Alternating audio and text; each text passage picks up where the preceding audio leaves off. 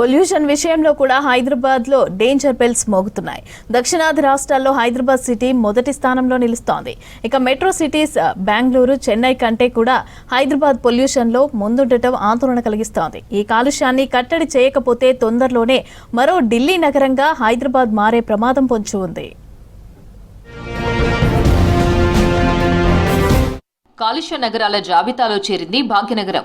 గాలి నాణ్యతలో ఢిల్లీ, ముంబై, కోల్కతా నగరాల కంటే మెరుగ్గా ఉన్నప్పటికీ దక్షిణాది రాష్ట్రాల్లో మాత్రం హైదరాబాద్ టాప్లో ఉంది. Air pollution index, air quality management పై మెట్రో నగరాల్లో కాలుష్య లెక్కలను వెల్లడించింది పీసీబీ. గతంలో కంటే కాలుష్యం కొంత తగ్గినప్పటికీ ప్రపంచ ఆరోగ్య సంస్థ సిపిసిబి ప్రమాణాలతో పోలిస్తే కాలుష్యం అధికంగా ఉందని తెలిపింది. హైదరాబాద్ కూడా ఢిల్లీలా కాలుష్యమయంగా మారకముందే మేల్కోవాలని హెచ్చరిస్తున్నారు పర్యావరణవేత్తలు.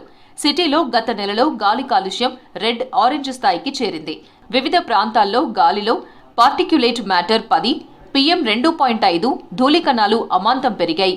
సాధారణంగా గాలిలో PM 2.5 కణాలు క్యూబిక్ మీటర్కు 60 మైక్రోగ్రాములు, PM 10 నుంచి 100 కణాలు క్యూబిక్ మీటర్ గ్రాములు ఉండాలి. కానీ సిటీలో కొన్ని నెలలుగా కొన్ని చోట్ల PM 10 కణాలు క్యూబిక్ మీటర్కు 150 నుంచి 200 మైక్రోగ్రాములకు, PM 2.5 సైజు కణాలు 150 గ్రాముల వరకు చేరాయి.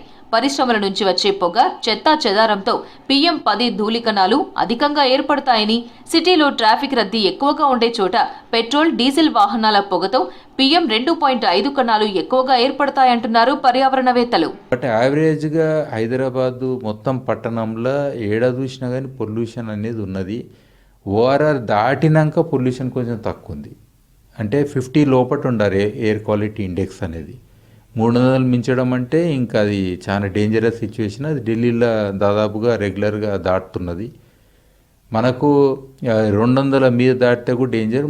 200 మీద కొన్ని గంటలు దాటుతున్నది మనకి ఇప్పుడున్న పరిస్థితిలో. సో దాదాపుగా 150-200 మధ్యన ఎయిర్ క్వాలిటీ ఇండెక్స్ అయితే ఉంటున్నది. ఇది చాలా అంటే మనకు అన్హెల్దీ సిచ్యువేషన్ అనే చెప్పాలి హైదరాబాద్కి.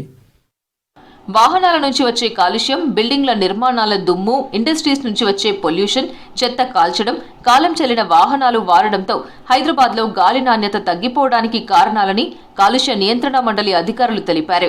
హైదరాబాద్ సిటీ వేగంగా విస్తరిస్తోంది. దీంతో బిల్డింగ్ల నిర్మాణాలు పెరిగిపోతున్నాయి. ఇది కూడా గాలి నాణ్యత పడిపోవడానికి కారణమన్నారు. భవన నిర్మాణ ప్రదేశాల్లో మట్టిని తవ్వడం, పాత బిల్డింగ్లు కూల్చడం, సిమెంట్, ఇసుక తరలించడంతో ధూళికణాలు గాల్లో కలుస్తున్నాయి. దీంతో పాటు రోడ్లపై ఎక్కడికక్కడే మట్టి పేరుకుపోయి ఉండడం పరిస్థితిని మరింత దిగజారుస్తోంది. భారీ పరిశ్రమల నుంచి విడుదలయ్యే ఉద్గారాలతో వాయు నాణ్యత పడిపోతోంది. గత 10 ఏళ్ల కాలంలో వాహనాల సంఖ్య కూడా పెరిగింది. దీనికి తోడు హైదరాబాద్ పరిసర ప్రాంతాల్లో అటవీ శాతం లేదా పచ్చదనం తగ్గిపోతోంది. వాయు కాలుష్యం కారణంగా ఆరోగ్య సమస్యలతో పాటు పనితీరు తగ్గుతోంది. వైద్య ఖర్చులు పెరిగే అవకాశం ఉంది. ఈ ప్రభావాల కారణంగా దేశ ఆర్థిక వ్యవస్థపై గణనీయమైన భారం పడే అవకాశం ఉంది. ప్రపంచ ఆరోగ్య సంస్థ ప్రమాణాల మేరకు గాలి నాణ్యత మెరుగుపడి స్వచ్ఛమైన గాలిని పీల్చుకుంటే ప్రజల జీవితకాలం మెరుగుపడుతుంది.